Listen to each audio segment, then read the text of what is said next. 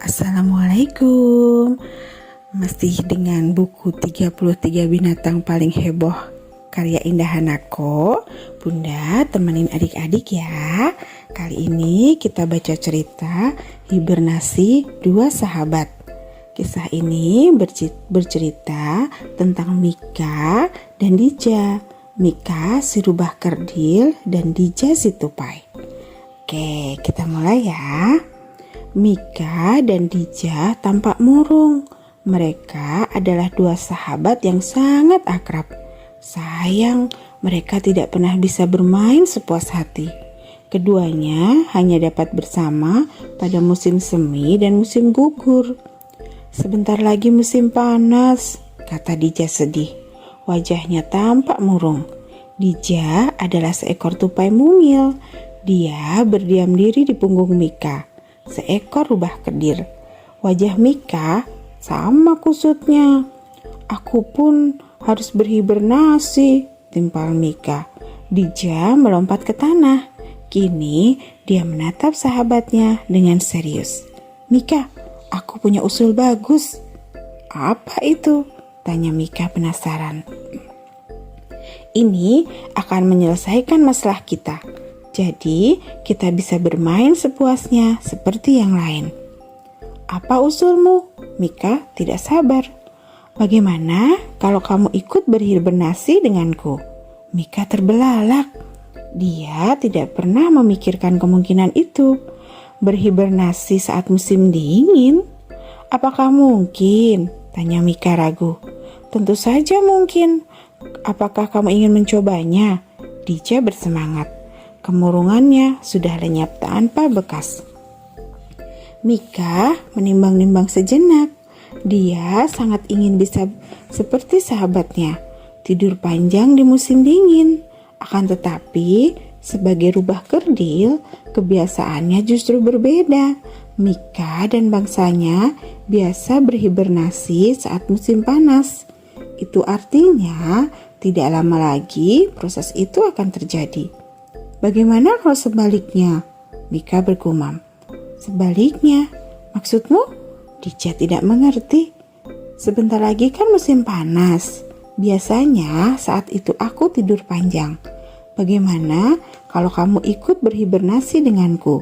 Jadi saat musim dingin nanti, kamu tidak perlu melakukannya. Sehingga kita bisa bersama di musim gugur, dingin, dan semi. Apa pendapatmu? Dija manggut-manggut. Mika benar. Sebentar lagi sahabatnya itu akan berhibernasi. Jadi tidak ada salahnya untuk turut tidur panjang bersamanya. Sehingga mereka bisa bermain sepuasnya sepanjang 3 musim. Baiklah, aku setuju. Dija bersemangat. Apa yang harus kulakukan sekarang? Tanyanya. Mika mengingat-ingat. Sepertinya tidak ada yang istimewa. Kamu hanya perlu makan yang banyak sampai badanmu menjadi gemuk. Bagaimana? Dija menyanggupi. Mulai sekarang aku akan selalu makan. Mulailah tupai itu menyantap berbagai makanan untuk meningkatkan berat tubuhnya. Dija begitu bersemangat menyambut musim panas. Hal itu membuat orang tuanya keheranan.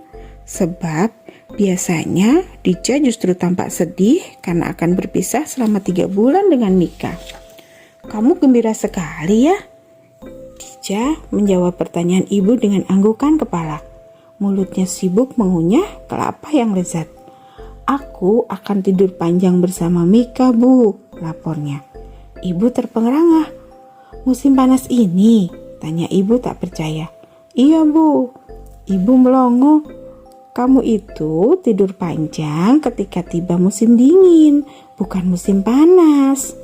Aku pasti bisa seperti Mika. Ibu tenang saja. Ayah dan ibu sudah memperingatkan Dija bahwa hal itu adalah hal yang mustahil. Namun Dija tidak peduli. Dia terus makan untuk menggemukkan badannya. Dija yakin musim panas ini akan dilewatinya dengan tidur panjang selama berbulan-bulan.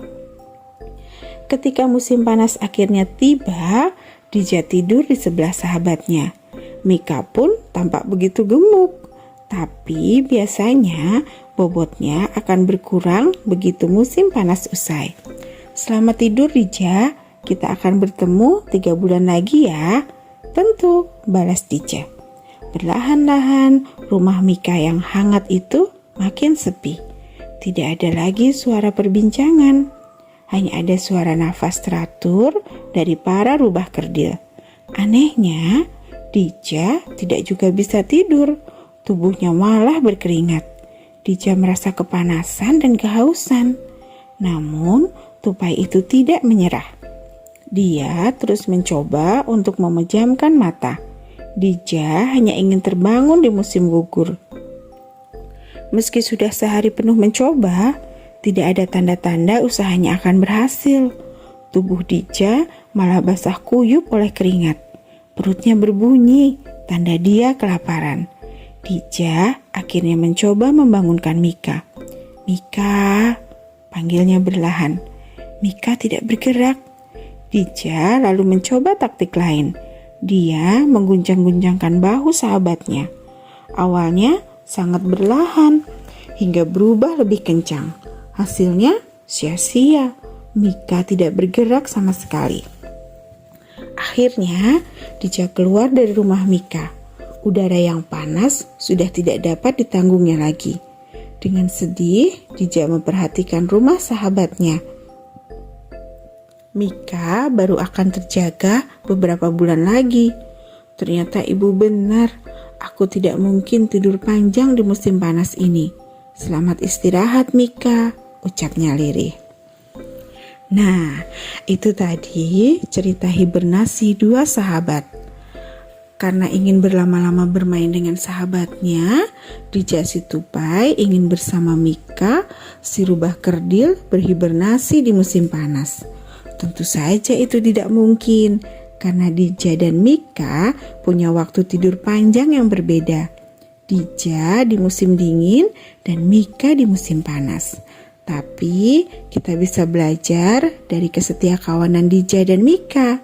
Mereka bersahabat baik meski berbeda. Seperti itulah persahabatan, tidak terhalang oleh perbedaan. Oke, adik-adik dan kakak-kakak yang manis, itu tadi cerita tentang hibernasi 2 sahabat. Fakta sains dari cerita ini, rubah kerdil akan berhibernasi pada musim panas. Sebelumnya, mereka menggemukkan badan sebagai cadangan tenaga pada saat tidur panjang. Beruang, marmut, tupai, dan kelelawar adalah contoh hewan yang berhibernasi pada musim dingin. Ketika berhibernasi, pencernaan hewan akan berhenti bekerja. Suhu tubuhnya menurun dan detak jantungnya pun menjadi sangat lambat. Marmut di pegunungan Alpina berhibernasi hingga 8 bulan. Mereka hanya bangun untuk buang air kecil. Sampai ketemu lagi di cerita selanjutnya. Wassalamualaikum.